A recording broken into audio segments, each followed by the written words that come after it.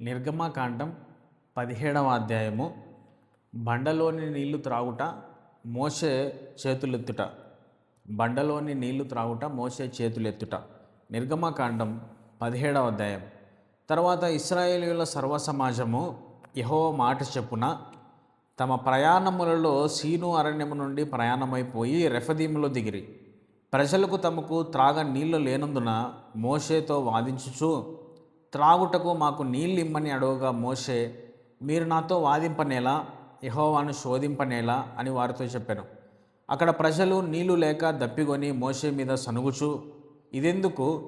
మమ్మును మా పిల్లలను మా పశువులను దప్పిచేత చంపుటకు ఐగుప్తులో నుండి ఇక్కడికి తీసుకొని వచ్చితిరనిరి.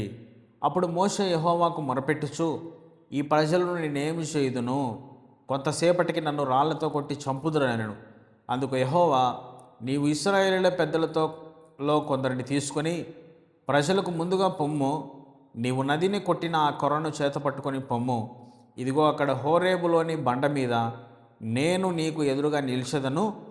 నీవు ఆ బండను కొట్టగా ప్రజలు త్రాగుటకు దానిలో నుండి నీళ్లు బయలుదేరినని మోషేతో సెలవీయగా, మోషే ఇశ్రాయేలీయుల పెద్దల కనులు ఎదుట అట్లు చేసెను. అప్పుడు ఇశ్రాయేలు చేసిన వాదమును బట్టి యెహోవా మన మధ్య ఉన్నాడో లేడో అని వారి యెహోవాను శోధించుటను బట్టి అతడు ఆ చోటికి మస్సా అనియు మెరీబా అనియు పేర్లు పెట్టాను.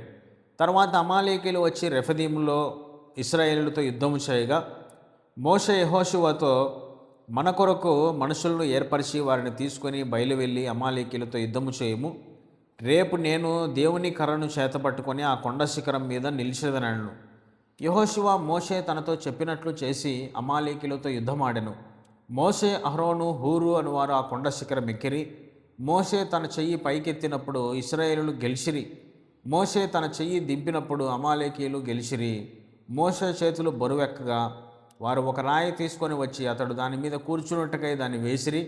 అహరోను, హూరులు ఒకడు ఈ ప్రక్కను ఒకడు ఆ ప్రక్కను అతని చేతులను ఆదుకొనగా అతని చేతులు సూర్యుడు అస్తమించే వరకు నిలకడగా ఉండెను. అట్లు యెహోషువ కత్తివాడి చేత అమాలేకు రాజును అతని జనులను గెలిచెను. అప్పుడు యెహోవా మోషేతో ఇట్లనెను, నేను అమాలేకీయుల పేరు ఆకాశం క్రింద నుండకుండా బొత్తిగా తుడిచివేదును గనుక జ్ఞాపకార్థముగా గ్రంథంలో దీన్ని వ్రాసి యెహోషువకు వినిపించుము. తర్వాత మోషే ఒక బలిపీఠమును కట్టి దానికి యెహోవా నిస్సి అని పేరు పెట్టి, అమాలేకీయులు తమ చేతిని యెహోవా సింహాసనమునకు విరోధంగా ఎత్తిరి గనుక యెహోవాకు అమాలేకీయులతో తరతరముల వరకు యుద్ధమనెను. నిర్గమకాండం 17వ అధ్యాయం.